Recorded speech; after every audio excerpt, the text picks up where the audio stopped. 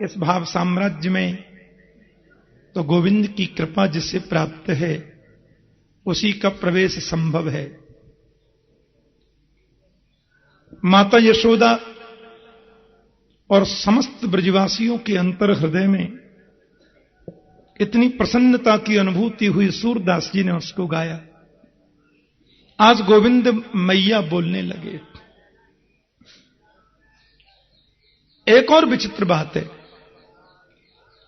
बड़ा विशिष्ट वैचित्र है और बड़ी समझने की बात है।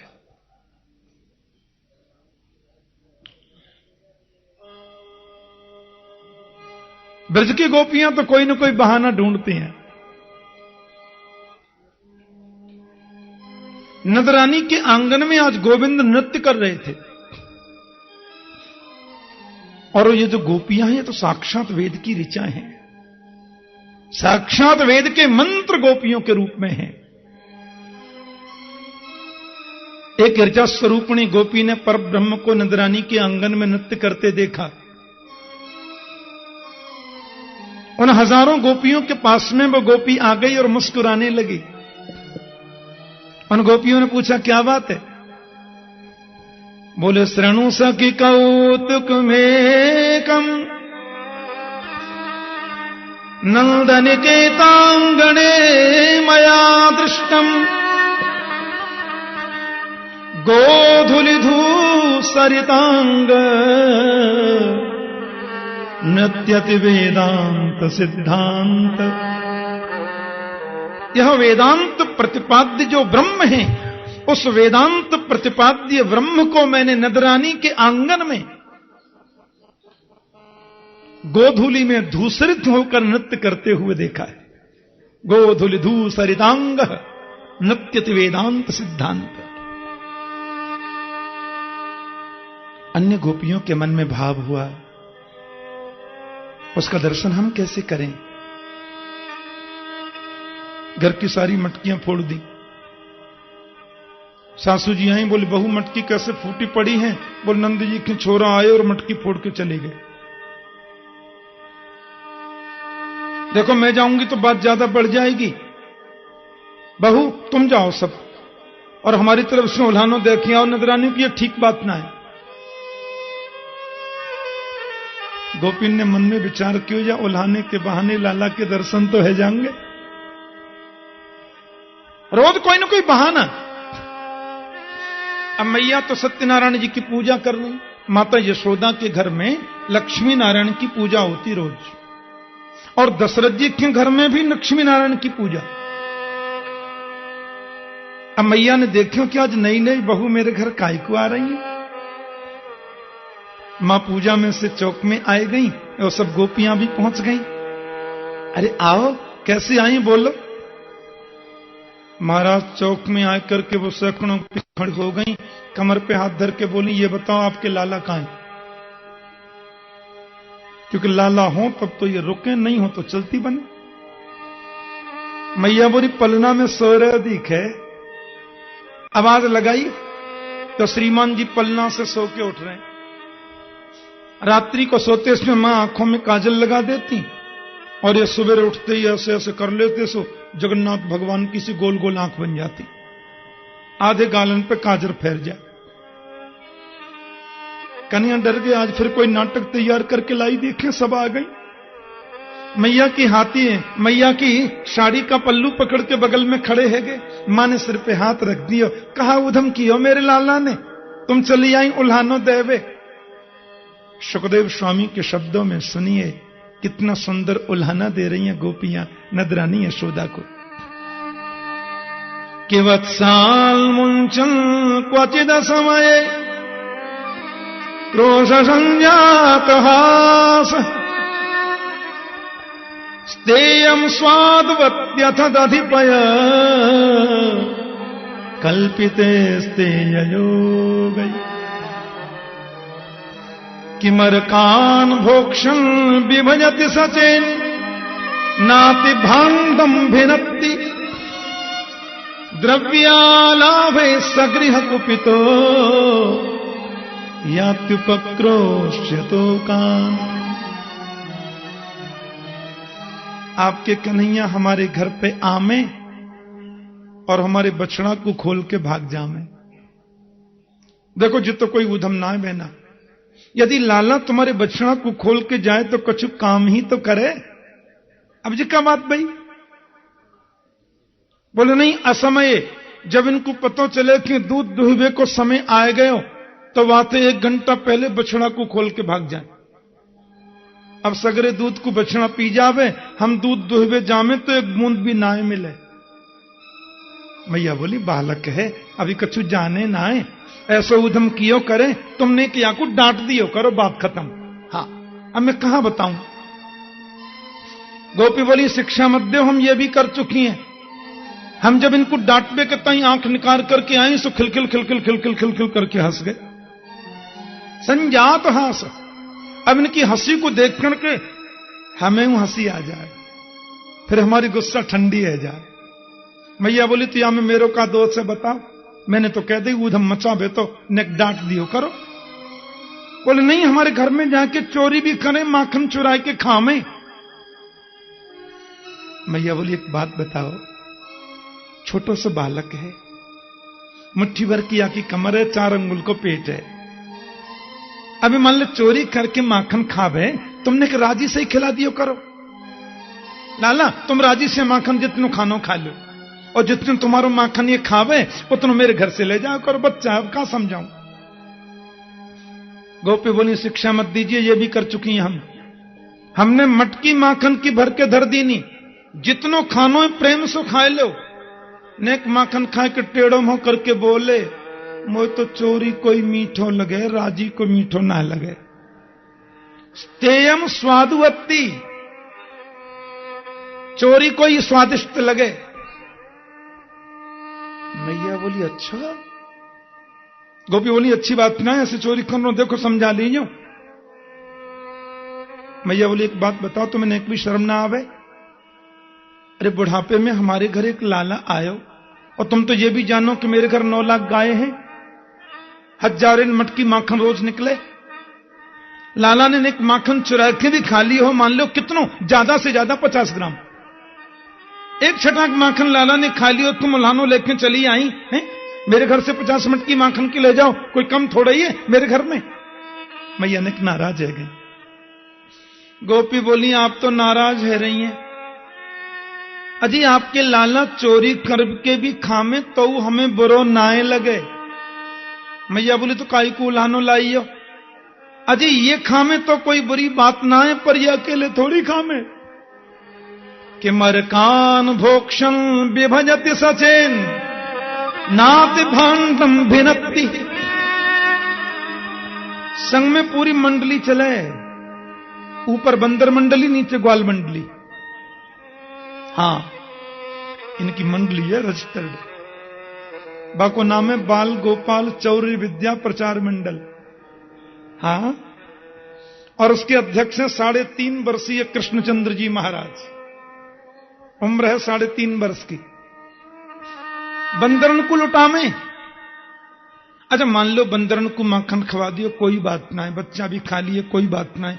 हमारी मटकी को तो छोड़े हमें, आते समय बा मटकी और फोड़े हमें, और मोछन पे ताप दे के निकले। नंद को छोरा माखन खा के जा रो का, वो रोकना तो रोक लो, धमकी दे के हमें। हम मैया को हंसी आवे, हे भगवान ये 3 बिलान को लाला इन बूढ़ी ने पागल बनावे। मैया हंसी भी आवे, लेकिन मां क्या करे। मैया बोली तो एक काम करो, सुनो, तुम अपनी मटकी को ऊपर छींके पे लटका दो, बात खत्म। लाला छोटो है ना, न बजेगो न रहेगो बांस, न बजेगी बांसुरी। अब लाला छोटो है, या को हाथ छींके पे जाएगो ही ना है, चोरी करेगो ही ना है, बस। गोपी बोली नदरानी हम ये भी कर चुकी हैं। अच्छा कैसे कर चुकी? बोले हस्ताग्राहे रचयत विधिम पीठ कोलू खलाद्यई। हमने जब अपनी मटकी ऊपर छींके पे लटकाई दीनी, और हम खिड़की में सो देखने लगी, अब कैसे करें पतो चले। ये आई मंडली लेके, और पहले तो नीचे उखल खड़ो कर दियो, बाकी ऊपर एक सखा और खड़ो कर दियो, बाकी ऊपर एक और खड़ो कर दियो, बाकी ऊपर एक और खड़ो कर दियो, फिर ऊपर एक और चढ़ा दियो और सबके ऊपर स्वयं चढ़ गए और स्वयं भी माखन मटकी में से निकाल के खाते जामे और नीचे डिस्ट्रीब्यूट भी करते जामे, सबको देते भी जा रहे नंबर बार। मैया बोली अच्छा इतना उधम, तुमने एक और ऊपर लटका के देखो, मैं भी तो देखूं ये कब तक सखान को खड़े करेगो ऐसे। गोपी बोली हमने तो एक दिन पीपल की डाली पे ही लटका दी, नहीं छींके पे मटकी। अच्छा, और हम देखने लगी कि अब देखें लाला कैसे चोरी करें, न जाने कहां से 25 हाथ को लंबा बांस ले आए और अध चले दही में और नीचे आए करके ऐसे वो बल्ली लगाई, सो मटकी नीचे से फूट गई। नजरानी ओक लगा के खड़े है गए, एक बूंद भी गिरने नहीं दी और नंबर बार सब पी गए। अच्छा, तुम अपनी माखन की मटकी क्यों अंधेरी कोठरी में धर दो, या को अंधेरे में बहुत डर लगे हुआ से माना जा सके। गोपी बोली हम ये भी कर चुकी हैं। गोपी कह रही है कि हम ये कर चुकी हैं नजरानी के ध्वांतागारे धृतमणिगणम स्वांगमर्थ प्रदीपम। आपने जो लाला को कड़ूला पहना रखे हैं ना, मणिन के कड़ूला, हीरान के कड़ूला, हां अब नजरानी ये अंधेरी कोठनी में जामे ना और ऐसे हाथ करें सो उनके प्रकाश से और कछु दिखे चानी पर मटकी तो मां भी दिख जाए। मैया को गुस्सा आएगी और कड़ूला उतार भी लगी, अब या को पहनाऊंगी नहीं, या कि भाग में ही ना आए, अब रहन दो, बहुत पहन लिए जाने, इनको दुरुपयोग करे। गोपी बोले देखो उतारो मत। मैया बोली तो क्या करूं? बोले हम जब चली जाएं तो नेक डांट दीजिए बस।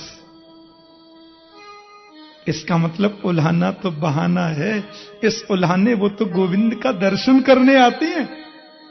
मैया बोली मेरी तो कुछ समझ में भी ना आवे, लाला को डांटन भी ना दे और उल्हानो भी सुनाती जा रही है। बोले ना हम जब चली जाए तो ने समझा लियो, कोई बात ना है। अब इन गोपियों में एक गोपी खड़ी थी 50 वर्ष की, सबसे बड़ी गोपी थी, तगड़ी भी थी। मैया बोली तुम कैसे चुपचाप खड़ी हो बहना, तुम सुनाओ। वो बोली मोह तो शर्म आवे बतावे में। अच्छा तुम्हारे संग कहा ऐसो भयो? बोले परसों की बात है, मेरे पति देव को 51वां जन्मदिन हमने सबने मनायो। मैंने घर में श्री सत्यनारायण जी की कथा हो रखी, आचार्य श्री पधारे कथा सुनाए वे। मैंने सब संतन को निमंत्रण दिया, बड़े बड़े विप्र भी आएंगे। सत्यनारायण की कथा से पहले ही कन्हैया गए और पाटा पे जाके बैठ गए और हमसे बोले भाभी जी हमारा भोग लगाओ। हमने कि लाला जी तो कोई बात ना है, ऐसे कैसे भोग लगा, ऐसे भोग ना लग सके। हां अभी सत्यनारायण जी की कथा होएगी, ब्राह्मण संत भोग लगावेंगे, भोजन पावेंगे, बाद में आप हमारे संग बैठकर प्रसाद ग्रहण कर लीजिए। अच्छा हमसे भी बड़ा कोई सत्यनारायण है का? मैंने थोड़ी डांट लगा दी, छोटे बालक हैं, सो रूठ करके उठ के चले गए और मेरे घर के द्वार पे बाहर जाके बोले अंदर मुंह करके भाभी तुमने सच्चे सत्यनारायण को अपमान किया होगी सो देखी जाएगी, आज तुमको ही बताएंगे। मुझको बहुत हंसी आई, नन्नो सो लाला 3.5 वर्ष की उम्र। चले गए, दिन भर कन्हैया मेरे घर नहीं आए। सैकड़ों संतन के भोजन भये, हजारिन ब्राह्मणन ने भोजन किए, सत्यनारायण जी को प्रसाद पूरी गोकुल नगरी में मैंने बांटे हो। लाला आए नहीं, माने आए ही नहीं। मेरे पति बहुत थक गए बेचारे, सो गए गहरी नींद में। रात को 12 बजे जाने कौन सी खिड़की में है कि तुम्हारे कन्हैया मेरे घर में घुस गए नजरानी, और मेरी लंबी चोटी मेरी पति की दाढ़ी में बांध के भाज गए। पति भी गहरी नींद में, मैं भी गहरी नींद में, हमको क्या पता चले। मैंने की लंबी दाढ़ी मेरी चोटी में कसके बांधी नहीं, और जाने कहां से भाज गए। रात के 1:30 बजे मेरे पतिदेव को बड़ी जोर की प्यास लगी और पानी पीवे के कहीं जैसी पतिदेव उठे सो बिन की दाढ़ी और मेरी चोटी दोनों खिंचे। अब मैं हल्ला मचाऊं, क्या कर रहे हो, क्या कर रहे हो? पति बोले क्या कर रही हो, क्या कर रही हो? अजी क्या कर रहे हो? बोले क्या कर रही हो? बोले क्या कर रहे हो? बोले क्या कर रही हो? हम दोनों ही परेशान भाई। नजरानी दीपक जलायो, मेरे पति की दाढ़ी के 25% बाल उखड़ गए। ऐसो ऐसो ऊधम मचावे लाला। नजरानी को आई जोर से हंसी। अच्छा, ये छोटो सो लाला इतना ऊधम? गोपी बोली आपके सामने छोटे दिखे, बाहर गली में जाते ही चौकड़ी भर के भागे, पेट में 1.5 हाथ की दाढ़ी है नजरानी। और परसों मेरे घर भी सत्यनारायण की कथा भाई, मैं पंजीरी भून रही रसोई घर में, सो मेरे पास जाकर बोले भाभी जी राम राम। मैंने कि आओ कन्हैया। ओहो, आज तो लाला बड़ी जल्दी नहा के आ गए। बोले हाँ, अब हम जल्दी नहावे। पर भाभी तुमने पूरे घर के आंगन में गोबर को चौका काय को दे रखे हो? हमने कही आज हमारे घर विशेष पूजा होएगी सत्यनारायण प्रभु की, मैया से कहियो वे जरूर पधारें, कथा सुनबे भी। हाँ हाँ, मैया भी आएंगे और हम भी नहा लिए, हम भी आएंगे। पर भाभी जी एक तो बताओ, तुम्हारे श्री सत्यनारायण जी कहां हैं? हमने कि वो तो बरामदे में सिंहासन पे बैठे हैं, वहां पे मत जाइयो लाला, बच्चा ना जामे ऐसे पूजा में। ना, हम तो दूर से दर्शन कर लेंगे। मैं पंजीरी भूनने लगी, आपके लाला चुपचाप बाहर गए, कुत्ता के 2 पिल्ला पकड़ के ले आए और दोनों पिल्ला लाए क्यों सत्यनारायण जी के सिंहासन पर बिठा दिए। कुत्ता के बच्चे बड़े अच्छे लगते हैं। परमानंद दास को ठाकुर लायो पिल्ला घेर, हमारे ब्रज में गाते हैं संत लोग। पिल्ला घेर के ले आए, बिठा दिए सिंहासन पे, और बाहर जाकर रसोई घर के जंगला पे लटक कर खड़े हो गए और भीतर झांक कर हमसे बोले भाभी ने कि अपने सत्यनारायण जी के दर्शन तो कर लीजो। मैंने कहा कोई गड़बड़ हो गया दिखे। मैं पंजीरी वंजीरी छोड़ के भागी, पूजा घर में देखा तो कुत्ता के पिल्ला बैठे 2 सिंहासन पर। मैंने दोबारा सत्यनारायण जी नवाए, पंडित जी बुलाए, प्रायश्चित पूजा कराई। ऐसो उधम एवं धार्ष्ट्यन्नु सद्गुरु से मेघनादीनि वास्तव। अब देखो ये श्लोक तो बहुत गजब का है भागवत में। इस श्लोक का यदि सीधा सीधा अर्थ किया जाए तो मेघनादीनि वास्तव, इसका सीधा अर्थ यह होता है कि जहां हमारा पूजा घर है, हां, अब बच्चों के लिए तो पूजा घर वो सब एक ही है, लेकिन जगतगुरु वल्लभाचार्य महाप्रभु ने देखा कि भगवान का चिन्मय शाश्वत जो विग्रह है उसमें मलमूत्रादि का होना तो असंभव है। इसलिए मेघनादिनी का उन्होंने बड़ा सुंदर भाव किया। मे मम ग्रहे ह स्फुटम नादीनी कुरुते। जहां मेरा पूजा घर है नदरानी, वहां जाकर आपके लाला जोर जोर से हल्ला मचा देते हैं, पूजा नहीं करने देते। या मेघनादीनी वास्तव वहां कूड़ा करकट डाले आते हैं, फेंक आते हैं। मैया ने टेढ़ी नजर से कन्हैया को देखा, बोले चौरे लाला ये सब गोपी जो बता रही हैं बिल्कुल सही बात है, तेने ऐसा उधम कियो? कन्हैया बोले तेरी सौगंधे। ब्रज के कवियों ने बड़ी सुंदर बात कही है कि देखे बिन कान्हा जब मन नाही माना, इन आंखों से आज हमने ब्रह्म पहचाना है। कृष्ण पद कमलों में मन को लगाना, इन गोपियों का ताना ये उल्हाना तो बहाना है।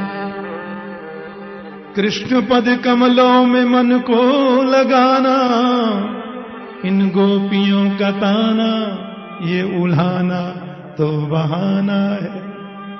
ये केवल बहाना है, वास्तव में उल्हाने का कोई मतलब नहीं है। बल्कि गोपियां तो माखन सजा के रखती हैं और उनको बुलाती हैं, आज मेरे अंगना में आओ नदलाल, आओ गोपाल, दर्शन की प्यासी गुजरिया श्याम, बुलाती हैं। और आ जाए कन्हैया तो उनका हाथ पकड़ लेते हैं, काय को आई, कहां से आई, कैसे आई। गोविंद भी बड़े बड़े नाटक करते हैं। मैया ने खूब डांट लगाई, फटकार लगाई।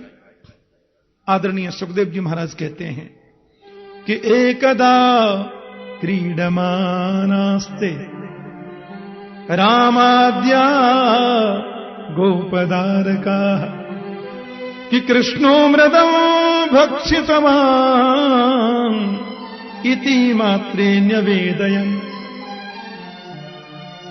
ब्रजवासियों के संग खेल रहे थे कन्हैया। आपने कल तक खूब ज्ञान की बात सुनी है, ध्यान देना। हाँ, घर छोड़ के वन में जाने की खूब कथाएं सुनी, नाक बंद करके पेड़ पर उल्टे लटक कर तपस्या करने की खूब कथाएं सुनी, कंठ भर पानी में खड़े होकर गायत्री अनुष्ठान की कथाएं सुनी हैं। आंख बंद करो, नाक बंद करो, अंदर घुस जाओ, भीतर चले जाओ, समाधि लगा लो। कल तक आपने बहुत सुनी कथा। आज का दिन तो रसगुल्ले की कथा का है, क्योंकि उस समाधि का, उस ध्यान का, उस आसन का, उस प्राणायाम का जो फल है वो फल आज है। ये गोविंद ही तो सबका फल है। अब तो ब्रजवासियों के बीच में खेलते खेलते कन्हैया ने इतना बड़ा माटी को डेला लेके मुंह में धर लियो। ब्रजवासी बोले, तेने कहा खाए रे बाल? बोले सो पकड़ करके ले आए महाराज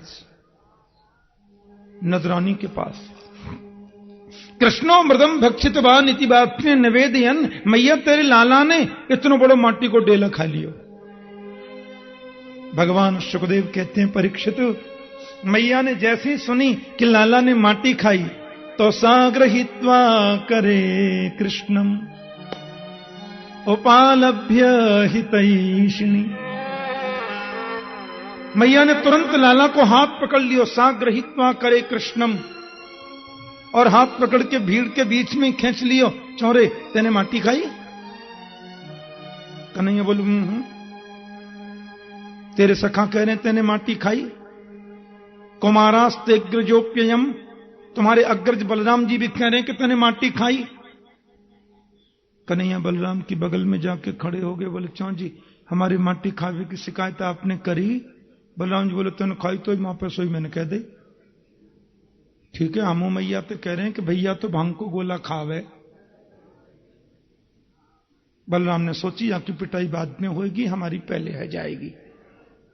मैया देख बात ऐसी है, मेरे सामने तो लाला ने माटी खाई ना है, और पीछे कब खाई हो तो मुझे पता ना है। मधमंगल बोले बामन को बेटा हूं, चुटिया की सौगंध खा के कह रहा हूं, इतना बड़ा डेला मेरे सामने खाए।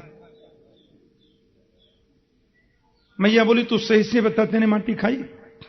मैं काऊ की बात नहीं मानूंगी, पर बिल्कुल सही बताइयो। सुखदेव जी बोले परीक्षित सावधान। राजा बोले क्या हुआ? बोले अब हरिश्चंद्र जी बोल रहे हैं, सत्य बोलेंगे, सत्य के अलावा कुछ नहीं बोलेंगे। गोविंद हाथ जोड़कर खड़े हो गए और उन सैकड़ों सखाओं के बीच में अपनी सफाई प्रस्तुत कर रहे हैं। ना हम भक्षितवानंब सर्वे मिथ्याभिशंसिन यदि सत्य गिरस्तर्हि समक्षम पश्य में मुखम। सब झूठे हो गए, ये ब्रजवासी सब झूठ बोले। मैया मैं तेरी सौगंध खा के कह रहा हूं, बिल्कुल मैंने माटी ना खाई, और सर्वे मिथ्या विशंसन, ये सब झूठ बोले। और यदि सत्य गिरस्तर ही समक्षम पश्चिमे मुखम, तो कोई विश्वास ना है तो हमारे मुंह में देख ले, हमको झूठ थोड़ी बोलना है। मैया बोली चल मुंह खोल के दिखा। आहा, कौन पकड़ लिया मैया ने, चल मुंह खोल। और जैसे ही मेरे गोविंद ने अपना मुखारविंद खोला, पूरा ब्रह्मांड कृष्ण के मुंह में दिखाई दे रहा है। सुखदेव जी कहते हैं परमात्मा की शक्ति है ऐश्वर्य शक्ति। उस ऐश्वर्य शक्ति ने सोचा इस ग्वालिनी यशोदा को पता नहीं जिसका उसने कान पकड़ा है वो चीज क्या है। मेरे को अवसर मिले तो मैं दिखाऊं कि जिसका तू कान पकड़ती है वो है क्या। और उस ऐश्वर्य शक्ति को मिल गया मौका। गोविंद ने जैसे ही अपना मुखारविंद खोला, संपूर्ण ब्रह्मांड कृष्ण के मुंह में दिख रहा है। ब्रह्मांड में जो 14 लोक हैं कृष्ण के मुखारविंद में दिखाई देते हैं। 14 लोकों में जो मुख्य 3 लोक हैं कृष्ण के मुंह के अंदर दिखाई देते हैं, और 3 लोकों में जो एक मृत्यु लोक है कृष्ण के मुख में दिखाई देता है, और मृत्यु लोक में जो 7 द्वीप हैं 7 द्वीप गोविंद के मुख में दिखते हैं। 7 द्वीपों में जो एक जम्बूद्वीप है वो कृष्ण के मुंह में दिख रहा है, और जम्बूद्वीप में जो 9 वर्ष हैं लाला के मुख में दिख रहे हैं, और 9 वर्षों में भारतवर्ष में फिर ब्रजमंडल में फिर गोकुल नगरी में नजरानी के 85 चौक का महल, और उस महल के द्वार पर लाला का कान पकड़ के मैया छड़ी दिखा रही हैं और गोविंद मुंह खोल के दिखा रहे हैं। यह दृश्य भी कृष्ण के मुंह के अंदर ही दिखाई दे रहा है। ऐसा विचित्र रूप। मैया बोली सपनों तो है ना, ये नदी नाले पर्वत पहाड़ गांव नगर, हे भगवान किम स्वप्न एतत् देव माया किम मदीयो बत बुद्धिमोह। मैं कोई स्वप्न देख नहीं हूं कि किसी देवता की माया है, क्या बात है कि मेरी बुद्धि खराब हो गई है। नजरानी के मन में यह भाव आने लगा कहीं ऐसा तो ना आए वो गर्गाचार्य जी कह रहे कि तुम्हारा बेटा नारायण समो गुणई, ये कहूं भगवान तो ना आए। और गोविंद ने देखा कि मैया के मन में ऐश्वर्य भाव आने लगा। एवं विदित तत्वायाम गोपिकायां ईश्वर वैष्णवी व्यतनोन्मायां पुत्र स्नेहमयीं विभुम। भगवान ने अपनी वैष्णवी माया को आदेश कर दिया, बोले यहां ऐश्वर्य शक्ति की जरूरत नहीं है, यहां माधुर्य शक्ति की आवश्यकता है, और जो कुछ भी मैया ने देखा तुरंत दूर करो। और महाराज जैसे ही ऐसा हुआ गप से मुंह बंद कर लिया। मैया बोली लाला मैंने तेरे मुंह में अबाल कच्चू देखियो। कन्हैया बोले सपना देखे होएगा ना बेटा, बड़े पर्वत पहाड़ देखे, बड़े नगर नदी नाले देखे। गोविंद ने मुंह खोल के दिखा, देखियो मेरे मुंह में तो कच्छू ही ना है। इतनी भोली है यशोदा। बोली तो फिर सपना ही होएगा बेटा, मोह का मालूम। बोलो जय श्री कृष्ण। वैष्णवी माया के आदेश से ऐसा हो गया। वैष्णवी व्यतनोन्मायाम पुत्र स्नेहमयीं विभुम। एक बात कहूं, यशोदा का मतलब क्या है? हम लोग थोड़ा चिंतन करें इस विषय पर। यशः ददाती थी यशोदा। देखना, राधा रानी की माता का नाम है कीर्तिदा, कीर्ति, और कृष्ण की मां है यशोदा। और व्याकरण में देखें, हम साहित्यिक भाषा में देखें तो कीर्ति माने यश और यश माने कीर्ति। कीर्तिम ददाती थी कीर्तिदा, यशः ददाती थी यशोदा। यश और कीर्ति एक ही तो मतलब है। गोविंद की लीलाओं का रसास्वादन करें, गोविंद की लीलाओं में अपने आप को सम्मिलित कर लें, भगवान की सेवा में समर्पित हो जाएं, फिर भी यश की कामना मन में न आने दें, वही यशोदा है। सवही मान प्रद आप अभिमानी। दूसरे को मान देना, स्वयं की आकांक्षा न रखना, यह बेईमानी का लक्षण है, यशोदा का लक्षण है। लाला दूध पी के सो गए थे और मैया प्रातः जल्दी उठी और उठकर के महाराज बस वो दही बिलो रही हैं।